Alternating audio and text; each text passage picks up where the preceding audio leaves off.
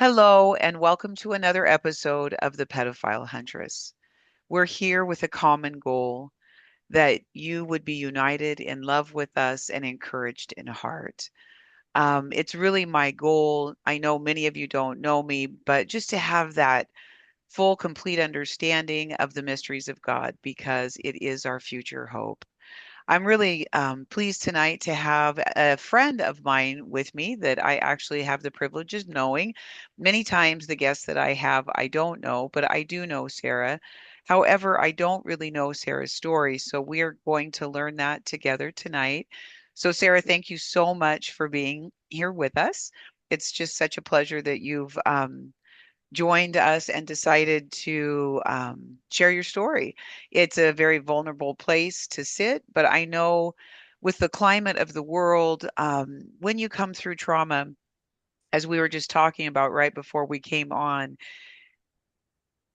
it's hard not to be triggered by events in the world and that sort of thing. And of course, I witnessed a murder when I was young. So everything that happens, all these murders that are going on and people are sharing it, it just kind of lights us up. And so I think this is just such a wonderful time to come through and help those that we love because it really is my goal for all of those people that I contend hard for that I don't know. So thank you so much. I just want to thank you again for being here tonight in your tenderness. I want to honor the courage that you have to be here. I'd like to start with it's always helpful, I think, for people to know the motivation of why you're here tonight. So, why don't you just go ahead and start with that? What motivates you to be here with us? I have been on a very long healing journey for the majority of my life. And so it really motivates me to be able to share what I can about my own journey so that others can maybe, even if it's just a snippet that they are getting from, hearing my experience or maybe some of the things that I did to help get through it. You never know what that one little bit's going to be that can change everything and can unlock understanding for somebody Yeah. else. Oh, I love that. It's so true. I've gotten emails from from around the world that will say, I heard you guys talking, and there was this one thing, and they'll talk about how much it moved them. So you're spot on in your motivation, because it really is the power of our testimonies that give us strength in life. So that's just such a beautiful place. So why don't you just kind of bring us into your story, Sarah, a place that's comfortable, easy. I don't know how old you were when your childhood trauma started. So why don't you just start with where you're comfortable with sharing? Okay. So, first of all, thank you for having me on, You're and I'm welcome. really honored to be here. You're welcome. And it is really interesting to talk about this. It literally happened to me, about 35 years ago, Mm. um, 35 through 38 years ago. And so, you feel like you have healed, parts of yourself, or you've kind of healed from certain situations you've been through, but the healing is never truly complete because there's always more layers to that. And so just thinking about, telling the story, it's been a really long time since I've relived it and talked about it, really in depth. So I appreciate the opportunity to do so. But I was in fifth grade and my mom had, a few failed marriages and quite a few boyfriends that were kind of in and out quite a bit. I had three siblings and I was a middle child. Well, she started dating a man who was portraying himself as a savior to us. So we lived in a little bit of a more poor neighborhood. There were some burglaries that were happening in our neighborhood, and our house actually got broken into one night. My mom woke up in the middle of the night. Us kids were sleeping in a little homemade tent, a little clothesline tent in the backyard, and she saw a man at the end of her bed. And that person was, ran out the door when she said, she thought it was my sister. So she scared this person away because she Mm. woke up. but it put a lot of fear in our household. So, my mother had a coworker that she was kind of romantically interested in, and she let this man end up just kind of moving right in with us as a protector because of this, other situation that was happening. And of course, he seemed like a really nice person. Well, he was grooming me and nobody in the family. I mean, this is back in the 80s. Nobody Right. discussed these things. My mother had never had a conversation with me or my siblings about what's allowable and what's unacceptable and touching and any of that at all. It was, Mhm. like so many back in the day, this is common. Now Right. I think we talk about it. We did not talk about it then. So when this man started, creeping in my bedroom in the middle of the night, he said all the things that a child is afraid to hear, like that the mind, this is your fault. So basically, I wake up in the middle of the night, at one point, my sister's sleeping across the room from me, really close, honestly. And, he was creeping in. And it's really spotty what my brain will recall and what it won't. But Mhm. just some pretty gross things like I don't know, how detailed, but like rubbing things on my feet that, from him. And it was just so weird. I was so afraid that I had no idea what this was, whatsoever. So by the time he starts telling me, I mean, I'm completely brainwashed and confused, that I've done something wrong. If my mom or if I tell anybody, I'll get taken from my parents, on and on. And so this, as many abusers do, there's just this complete mental thing that they do to get you to be brainwashed and believe. And Right. so that went on for a while. And I remember just really disliking this man, but he would also single me out, buy me gifts, make me feel special. And so it was really confusing because, we were very poor and I was a middle child. I really didn't get a lot of attention. And so, we'd go to dad's on the weekends. So it was, I knew it was wrong, and I knew that I did not want it to be happening and I wanted to say something, but I found no way forward in that. So this went on for a few years. We ended up moving to a different house. My mother had caught him creeping around the house and saw him in my room a few times.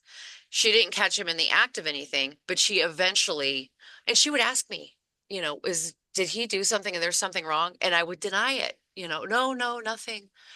So by the time I was in seventh grade, towards the probably end of seventh grade, my mom finally kicked him out of the house. I don't think this was the only reason. This maybe was the straw that broke the camel's back. Obviously, he wasn't into adult women, so she probably had her own reasons. Right. But she kicked him out, and we live in a little subdivision out in the valley. So I had neighbors that were young girls my age and younger. Well, one of our neighbors, same age as me, the daughter, couple older brothers, and a single mom. Um, I guess he had gotten really friendly and used to their family as well. When my mother kicked him out, he moved next door to the Wow. neighbor's house. So he ended up getting married to our neighbor. And I was still not saying anything. I was keeping this to myself. Oh, wow. And I've known this girl. We actually lived when we at the other school when we lived in town. I know her from back then. So this family, went really far back, like to like kindergarten that I knew Mhm. this other family. Right. Well, her brothers at one point caught something in the act. They told her older brothers, one of Mhm. them. So I remember the day it was like, oh my gosh, his name was Tim. And oh my gosh, Tim's in trouble. They found out that he's been, doing this to the neighbor girl. And so then I felt, oh my gosh, I'm going to be honest now because, they've Mhm. broken the ice basically. So I told my mom, Mom, this did happen to me. And I remember riding in the car, and my brothers were there, and she flat out wouldn't believe me. She's like, "You've denied this for so long. Like, why should I believe you now? I've asked you and I've asked you." And my mom Mm. was, kind of a harsh person growing up. She was a single mom of four, and she kind of had to be. And I know she did the best that she could, but she was very emotionally unavailable for us kids. And so I remember just being devastated that she wouldn't believe me now. Well, at some point, she did decide she believed me. And I had to go see a counselor, just I think for them to kind of do like a forensic analysis or like get a statement and try Mhm. and determine, if I was being truthful or not. And then in the meantime, they're developing a case against this man. Do you have any questions? No, keep going. No, you're Okay. doing a great job. Okay. So there's an ongoing case. They're going to bring him to court, and I'm going to testify. I was towards the end of seventh grade, I think, at this point. Wow. And that's So, scary too. That's huge. oh, in the most awkward times of your life. I Right. mean, you're so weird as it is. And then this. So, I have like absolutely zero recollection of my middle school years at all. I don't even remember Mm. my teachers. I remember a few people I went to school with. I remember the girls I was friends with because when this happened and it came out, I had maybe five or six girls that we were all kind of in a little group together. Every single one of us had also been molested. Every girl that I was Wow. friends with, we all shared our stories with each other. Nobody's parents Wow. knew. All of them. I Wow. mean, And were these men outside of the home? I was young and I do not remember the Mhm. details of, but I remember how could this have happened to all of us? Right. Five or six girls? Like there Mhm. wasn't one of them who had, you know, it it blew my mind. I couldn't believe it. I mean, and obviously, I felt not alone, but it also, broke my heart. Mhm. Thinking is pretty much like, is every man like this? Right. Which Well, I knew my you own be father wasn't. which is good because you do begin to think the world's a very unsafe place when you meet all these Yeah. people. You know what I mean? I think it is way more common than people want to believe. And Sarah, this is why I'm out here doing this work because they say, they give us this number of 65 million people in America, but only 80% do not report. That's a huge, huge number. So that's a number of It is. 20%. But anyway, because 80% do not report. So we hear this one in three and all of this, but that's of 80% not reporting. I always like to say that because I like people to hear the true numbers. But go ahead and go back to the story where now you are. So they've brought you in, they've gone to counseling. You feel like it's so that you can be a witness. So do you go be a witness against this Tim man who's now abused the neighbor? So, what happened during the event of them building the case? Now, this man had always told me, "Oh, I had a daughter that died." And well, it comes to find out he had a daughter that he also molested, who was very much alive, but I guess maybe the mom had put some kind of like a no contact order, but he was never charged for this. Sorry. Wow. So, besides my neighbor and myself, there were others. And so that was coming to light. So they're trying to build a case. Well, what he had done to my neighbor was almost like a Munchausen when you start loving your keeper. Is that Munchausen so she was in love with him. She was a little Right. girl. Right. She was Yes. so twisted in her brain. I mean, he knew what he was, and so she would not testify. And so Oh, it's so and sad. then the daughter, I know. Well, it's Um, incredibly common, and you're right.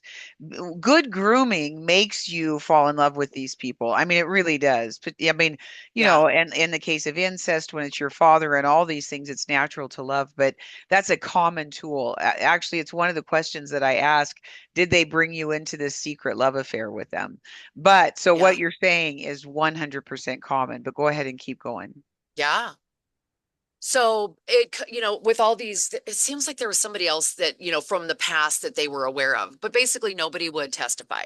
So I knew I had to testify. And it was really hard. I mean, I remember sitting in that courtroom and he was sitting across the room and Mhm. I was a middle schooler. I was like, Right.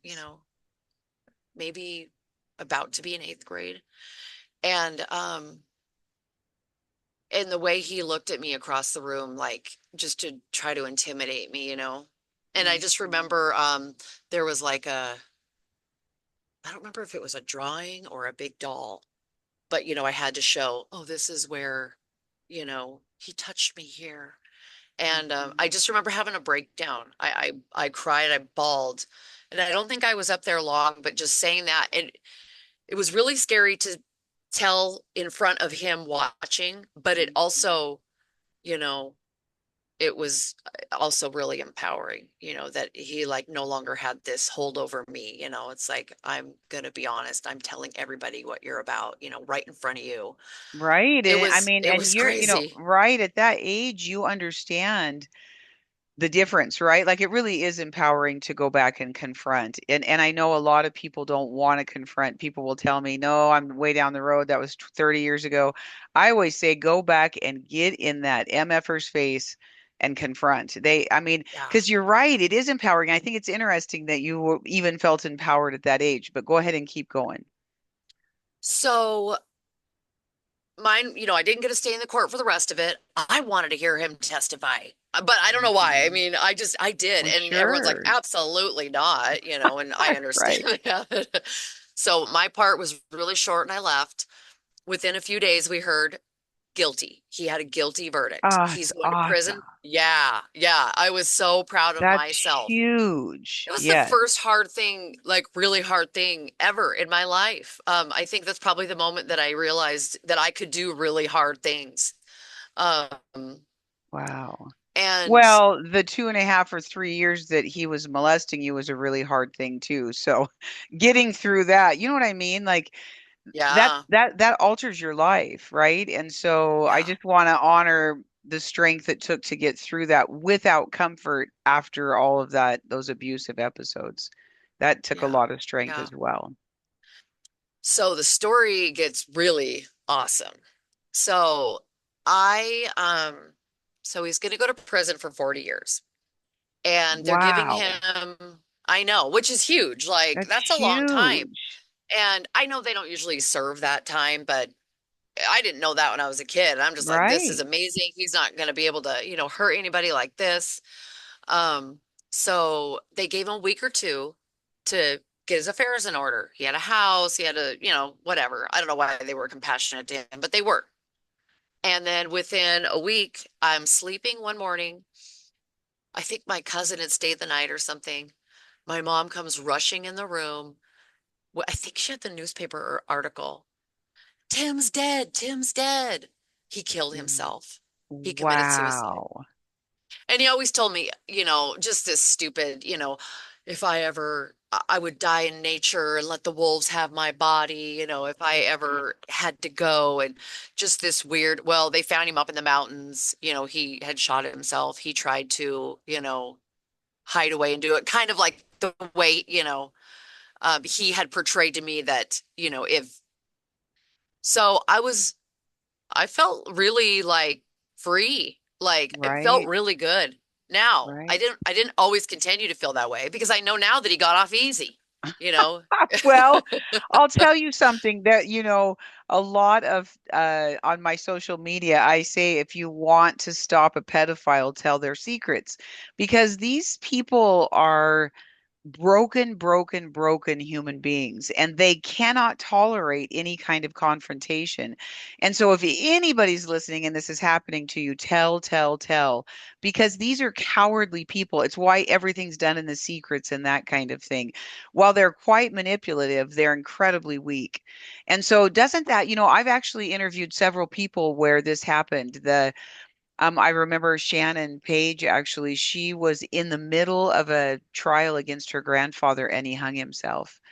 and they came up in the middle of trial. And this is what happens. But don't let this, I mean, because again, these men, they don't want to live the consequences of the shame that they have just put everybody through. You know what I mean? All of this kind of Yep. thing. He So won't even face up to, yeah, exactly. Well, and think about that. He had to go back and his daughter now, all of those people, because he probably told his daughter he was a liar. So now he's going to have to face the consequences with all of his actions. And instead of that, cowardly, he went up and shot himself.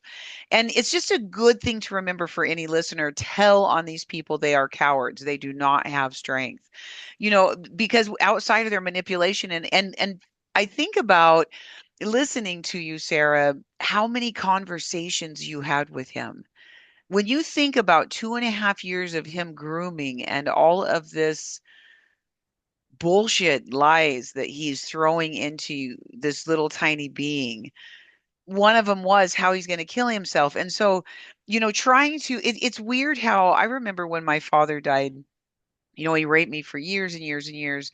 And I remember when I left him in my 20s having a dream that even after he died, he'd be able to reach through and get me because it felt like, they were never going to be gone. And so I moved away from my father. I used those dreams as a way of God's protection, saying, get far down the road from these people because they're motivate evil. you. Yeah, Yeah. they're dark, evil people. But how did that feel? Do you feel like his voice ended with that, with his death? Can you say that it all ended there?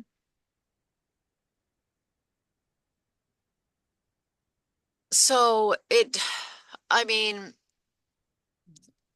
me knowing that he could affect my life in any way ended. I'm never gonna have to run into him in the store or Right. like, but that was really just the beginning of a lifetime of struggle because of, dealing with the aftermath of that happening to me. So a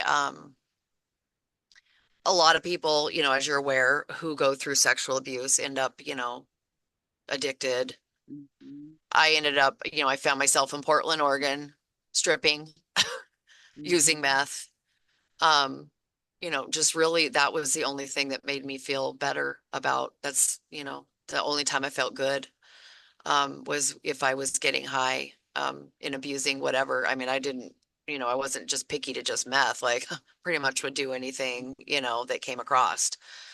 And so, and even after, that lasted a few years, but even after, I was able to get off of meth when I was in my early 20s, I still have had a lifetime of substance abuse, whether it be pills or alcohol. mhm, And I went through a really dark, I've always known that Jesus, and that God was real and that I have no resonation with Satan whatsoever. But I just felt so lost because, I think I turned my back on, on Jesus in a way. I was just very alone. And so, and the only time I felt peace or decent was, when I'm either getting wasted, drinking. And so I was a very high functioning addict. Most people probably would have never known. And I would be very successful in, what I was doing for a job, but it would always fall apart when I get another DUI, and lose it all. I'm managing two bars, and it looks like I'm just really doing great. I'm making great money. And then, it's a DUI and losing my income and my job and then your ego. And so basically after that happening a few times and me hitting, rock bottom to the point to where I had to start like really doing work. And you think you've healed, and you do heal on certain levels, throughout those times. right, And you think, oh, this isn't affecting me. This thing that happened to me, it has no, that was another person. That wasn't even me. I'm not that person anymore, but it is you, and it's playing in your subconscious mind. And until you deal with the trauma, it's never going to go away. And so in the right. last, probably since 2019 is when I just I had this like massive spiritual awakening and realized that, I have to heal for real Mhm. before anything's ever going to actually change, for longer than Right. a year. So, Right. yeah, No, I mean, no, and that's beautiful, and we'll talk about that. I want to go back and talk about some of the things that you talked about because I know there are millions of people who, thousands that will hear this, but the millions that say I totally relate to, I needed some kind of substance to calm down. So the tragedy is that even this is a real tragedy that while we want pedophiles off the street and we want them to come to justice, which few will. I mean, the statistic that I read one time is just shocking. I mean, the number, I can't even believe it's like 1 in 1,000 or something like that, of pedophiles that will actually be caught. But even really, of that, yeah, I mean, it's miserably low, and that this world is not looking at the genocide that that childhood sexual crimes are. I'll tell you, Sarah, it's everything in my being. I pray daily that we can, as a world, come around this because it's a genocide.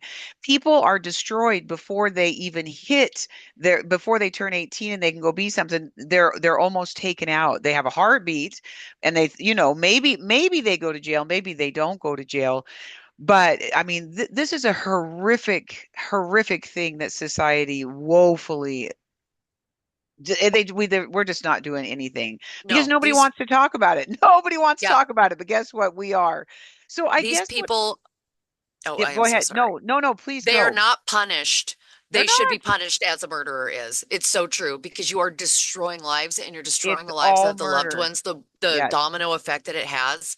Um, and it continues, it doesn't end. And so, yeah, Oh, it's it just mind doesn't. blowing. And even with right, all of the messaging that we've done, like the Me Too movement. Like I remember I was still seeing my counselor then, and he said, "Well, Jody, it's a good start." But it pissed me off because here we have this whole movement around touching in a pool and this kind of stuff. Yes, that's traumatic.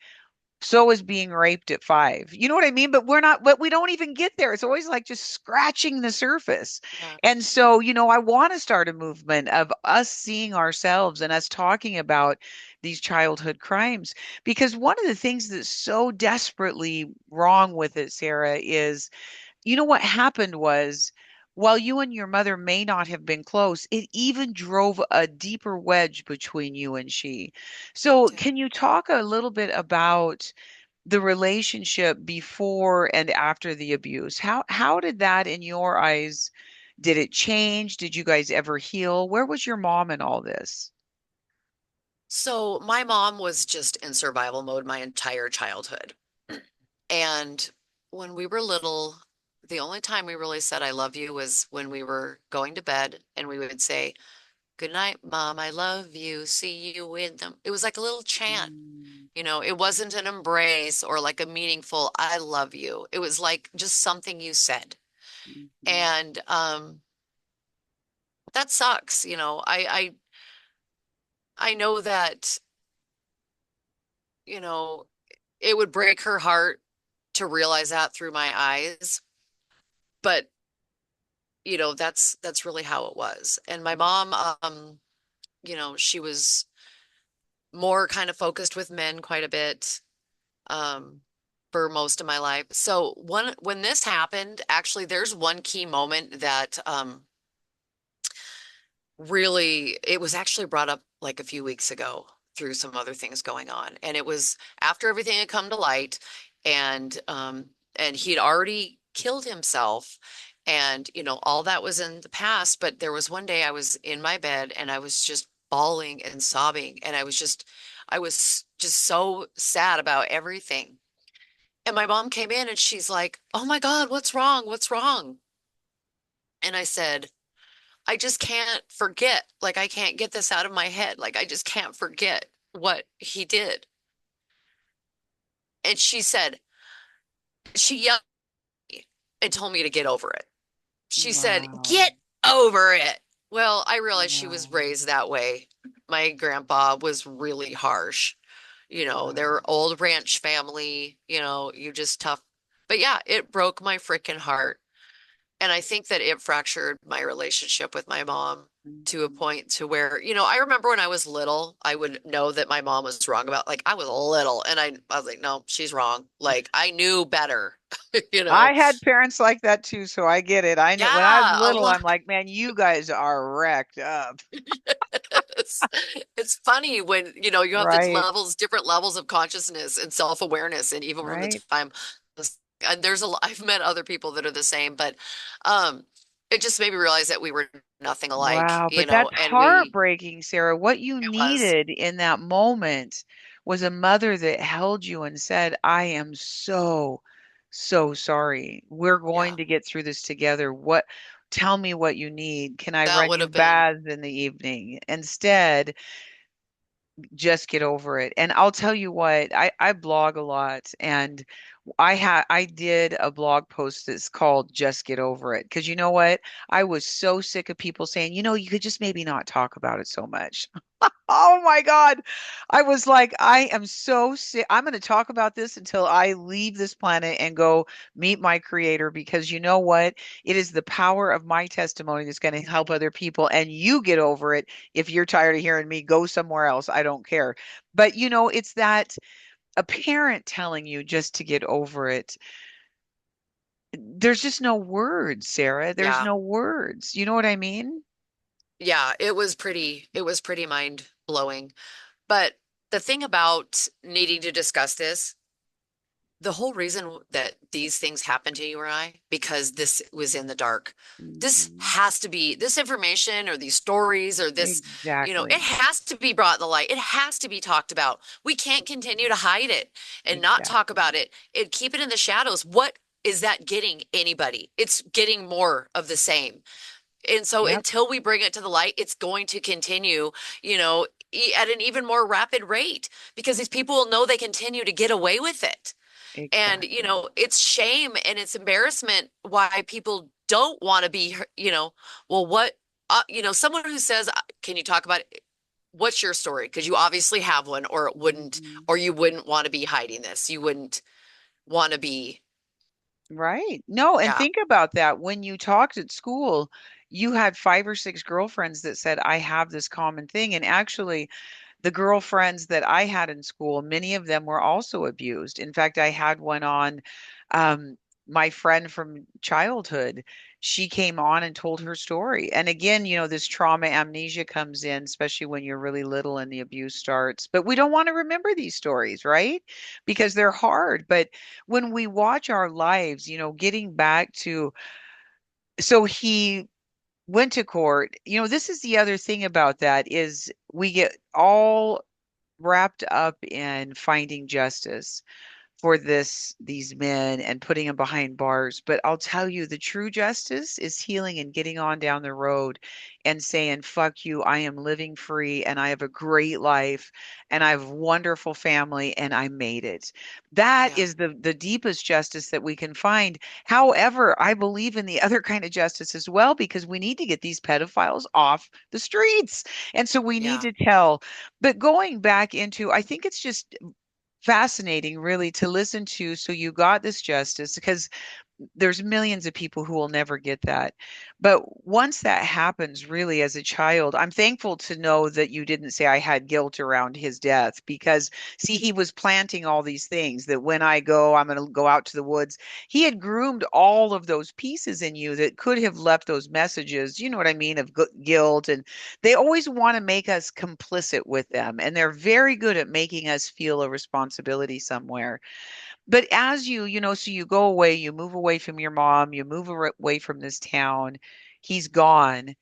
And what does your relationship look like with men now that you're free to make your own choices? How is that playing out in your life? anytime I would chose, I was single for many, many years. And the men that I did end up ever being with were total losers. I'm pretty sure I was probably cheated on by, every one of them. I mean, Me there was like, too. yeah, Me like too. every one of them. Yeah, me Um, too. I think in high school I had one really good boyfriend, but he was abusive as well, which is why I had to leave him. But yeah, you continue to choose, abuse and bad patterns. But Well, it's that place of worth that sits in us. And worth 100%. worth is a very fragile, fragile, fragile piece of our identity. And when worth is tattered to the degree that it's tattered, and then to have a parent tell you just to get over it, that you were worth that kind of abuse. I mean, what else, how else can a child uh, uh, determine what that means, right? The summation of that is Yeah, to tell me, in well, the that's back of what you your were worth mind. at that time, right? Yeah. Because here the child doesn't have the manipulations that we use in adulthood, right? Like we would manipulate that away to say, oh, she didn't really mean it. Well, yeah, she did. And a child's heart knows that. You know what I mean? And so sadly now our identity is cracked, our worth has been taken. And then we show up in life and try to pretend that it's all okay, that we're okay now, that we're a big girl. We went to court, we told the story, and we're good. And so, I'll give you room to say something back to that for sure. I'm just kind of venting with you. It took me so long to realize that I did not love myself or have any self-worth. I thought I did. I would say I did, but I absolutely did not. And I had no idea how to or like what that would even be like until I started having my spiritual awakening and started healing. And, then I realized, oh, this is what it means. Like, so I was with a man for 13 years who cheated on me. He cheated on me with my sister. He cheated on me with a Oh couple of my my. best friends. And I always would end up taking him back. I'd kick him out and I'd be upset, but I'd take him back because he loved me. And I did not love myself enough. So, Well, and though, right there, I want to stop just right there for a minute because something that's very interesting about that pattern is my own mother was jealous of my sexual relations that my father took from me. And so that set up a very defined pattern in my life that said, jealousy was part of love, that when other people cheated and shared and did all these things, that's just kind of part of life. And it's kind of like you say too, we don't really think these are patterns, but I know because when I got older and my father would come rape me, my mother would be jealous of that and I would then have to go and be with both of them out of jealousy. Or what, I mean, it's so sick, it's hard to, I don't even want to say that I actually have the wisdom around because I don't think there is any wisdom, but it's sick. But with that being said, because in all honesty, it's better to be all honest and just bring these things to light. See, that set up a pattern for me that, oh, these other people want this man I'm with. And so that just makes him valuable and he loves me, but he always comes back to me. He wants me wow. most. You see, it sets up these really vile patterns in our life that are hard to distinguish, right? Like you said, my mom had a crush on this man, but you got him. I know this is all wrong. I'm not saying it's right. What I Yeah. am saying is that these violated, vile patterns are born in us, and it's so hard to undo them, right? To say, Yeah. to even want a normal relationship. I can remember my counselor of many years said to me one time, Jody, if you were ever with me, you'd be bored out of your mind. And that Yep. disturbed me. I wanted to learn how to be bored. And my husband today falls asleep on the couch, and I'm so thankful for that because I've learned how to be bored. It's a beautiful place to sit, but it Yes. took me, I'm also 61, Sarah. So that's a Jody, whole lot of healing. when I was younger, say there was a good-looking guy that was into me, if he was clean cut and he wasn't basically from prison, absolutely not. 100%. Boring. Yep, Yep, that's exactly. 100%. Yeah. Really what we were telling ourselves is that man had more value than we had. And I would never go with anybody that had more value than me because my worth just didn't compete. You know what I mean? And so I get that. It's so true. So going back to your story, you're young now. Where was your father in the mix of all of this? He obviously was out of the home. So did he leave when you were young? Are you fine to go back and chat with that, about that a little Yeah. bit?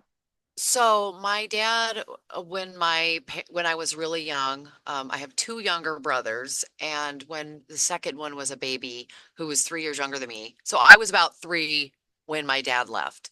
Um, Okay. there was a lot of alcohol abuse, and he would binge, so he would be gone for a few days. I have some really early childhood trauma of them fighting, and I loved my dad so much, and my mom was really, she would be the one screaming and yelling. She'd have a reason to. He's been gone drinking, all the money for a few days. But Mhm. when he come home, he would want to hold, me and she would just come unglued, so she would yell and he would leave. And I have some bad memories of them fighting. So pretty bad. So my dad and my mom got divorced, and my dad had child support for us three children. And my dad's always been a carpenter by trade. And in this town back in the 80s, it was not growing. There wasn't work for carpenter workers. So he moved to La Center.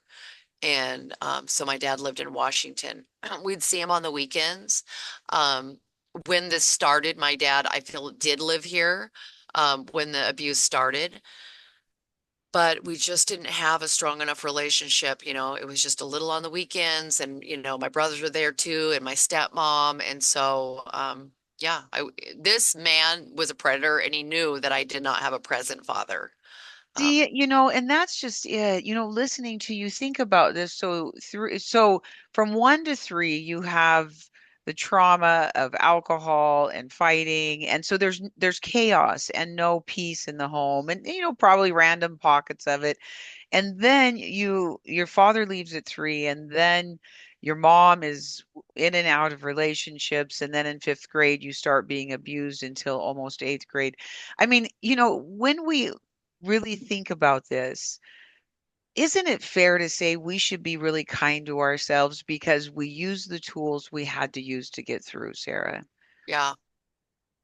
Right? And it doesn't help when we're getting DUIs and we're doing all these things, but I believe in all of my heart that the only thing that changes people is love. So talk about now let's go to 2019 and you say, I'm managing bars. I do good. I don't do good. I've done drugs. I'm stripping, which this is all incredibly common. There's other women who actually go really virtuous and don't have sex and stay in church and do all those things. I mean, I got married for 18 years and did that for a minute until I was 35. And then my heart was fully broken after I came out of that marriage. But so just talk a little bit about what brought you to the place where you were just broken and needed to stop. And what did that look like? So my own brain was running the show, and it was driving me insane because of the thoughts, the looping thoughts, about Yes. resentment, mistakes, regrets. So I mean, I felt like I was going crazy. I couldn't stop, these intrusive thoughts. And so one day, and it was on 11/11, which is my favorite day because I feel that is a really special day. I just something inside me it was just like meditate. Like, you have to meditate. And I had no idea how. I don't know anybody that ever really had. I was into like things like, I mean, I had some different really powerful spiritual things happen to me throughout my life. When I was 19, kind of backtracking a little bit, I had a spontaneous, like, out of body experience where I lifted up out of my physical body and I could see myself projecting up into the universe. And I was just trying to lay down and go to bed one night. I have no idea what prompted this. So it was a wake up call. It was the universe waking me up to my true divinity. So I could see myself as this rainbow pyramid of light. And I was just arching up into the universe. And there was this massive, the most beautiful spiraling energies of like purples and silvers and spirals and glitter. And it was like the energy of the universe. And I got these downloads that because I was before this happened, I was afraid of absolutely everything. I couldn't look out the window at night. I was afraid of the dark. I was Right. afraid someone was going to hurt me. I mean, I was pretty traumatized. Like I was not safe in the world. And so I was very angry, and because with fear comes anger, Right. and I was really closed-minded. So when I had this like wake up call, when I had this download, I knew all in an instant that I was actually an infinite spiritual being and that I actually had nothing at all to be afraid of. I can't truly be hurt or killed. Um, and that, and I could see how powerful my soul was. And it gave me so much confidence in knowing, so even though I continued to use drugs, and go through this really rough path, I always knew that there was so much more. I didn't know what this was. It didn't say I'm Jesus or I'm God. It was just an energy of knowing. That's all it was. And it was love and it was home. I belonged to that energy. It was so beautiful and it was so peaceful. So I kind of always had this, knowing in the back of my mind. So in Mhm. 2019, when all of a sudden, I just had this really strong feeling like I need to meditate. I didn't know why. I didn't even know how. So I got one of those apps where you every day you do it and you get a little star Mm, so you can mhm. see how your streak is.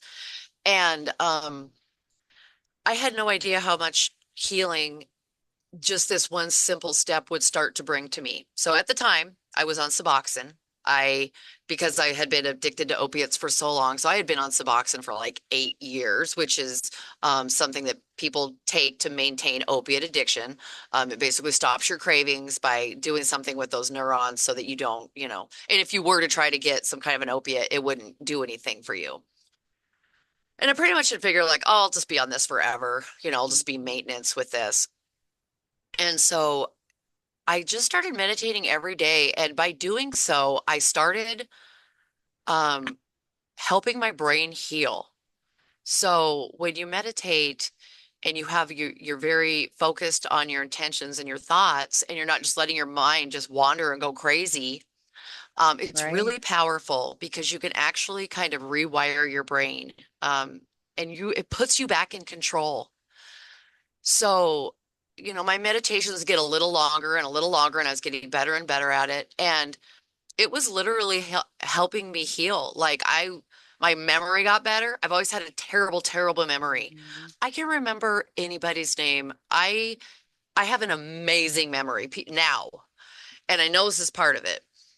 All of a sudden, I felt like I don't need this Suboxone anymore, and I weaned myself off, and I gave it up within like 6 months, and Right. then with the meditating came, I started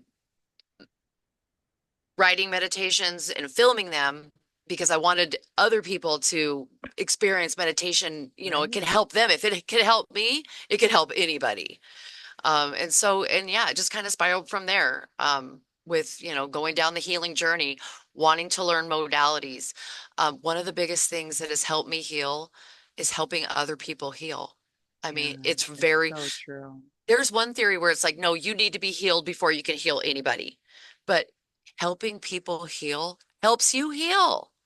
Well, it's so true. And the thing is, Sarah, is my belief is, and I've gone to conventional therapy for over 20 years, off and on, and all this stuff. But I really believe that healing is a lifelong process because for me to heal to where the normal guy stepped out of into life, I don't know. I don't really compare myself to anybody else, but I never want to stop healing, I guess is what I'm saying, in the sense of can't we always be better and grow and mature and all these beautiful things? So I don't know. It's kind of like I love to teach and I do educate for my job. And I always think of it as, learning is just a beautiful thing. And learning a person, your own heart is one of the biggest gifts in life. And I think the greatest tragedy is that few people have the courage to really face their own hearts. Does that make sense?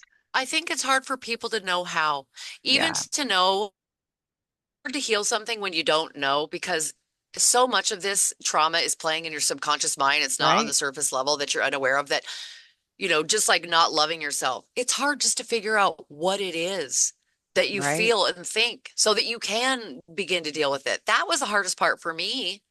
Right. Well, it's very, very true. I mean, you have to have some place to take your pain. One of the things that I realized when I was in, traditional therapy was they could show me and tell me my problem. The problem is I'd leave that office in full-blown PTSD sometimes. I'd want to go Yep, drink because, re-triggered. yes, exactly, because I was triggered. So it was funny when I would leave there and I would go home and I would grab my Bible, even after drinking all night, because I had a lot to calm down from in life. And so I would talk to Jesus, and often Jesus would come to me, and it was so cool, Sarah, the way that he would heal me. He would come to me in those moments so I wasn't alone. And I know how beautiful and how true that is. But now I cannot believe that we're almost at time. That's absolutely it. I I can't agree. believe how fast that it went. So what I like to do at the very end before I close is just allow you some time. I do it for all people that come on, just some time to share with anything that you may have thought we forgot to share or anything that you'd like to share from your heart with the listener. I would like to share, I don't know if you have shared what you do with the PHH. Oh yeah, no, I do share it from time to Okay. time. Yeah, in my last interview, I did ask her what was she, because she also was in sessions with me. Not all of the people I interview do sessions with me, but no, yeah, you're welcome to share anything that you'd like to Yeah, about I that. would love to. So one of the most recent parts of this spiritual journey that I have been on and just finding myself.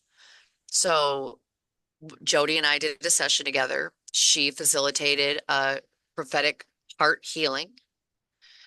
And I mentioned how my relationship with Jesus was fractured and, I had turned my back. So throughout my life, especially since I've been in my spiritual growth since 2019, I, I hear a lot of people, they talk to Jesus, they have this relationship with Jesus. Well, I have just never felt like I did.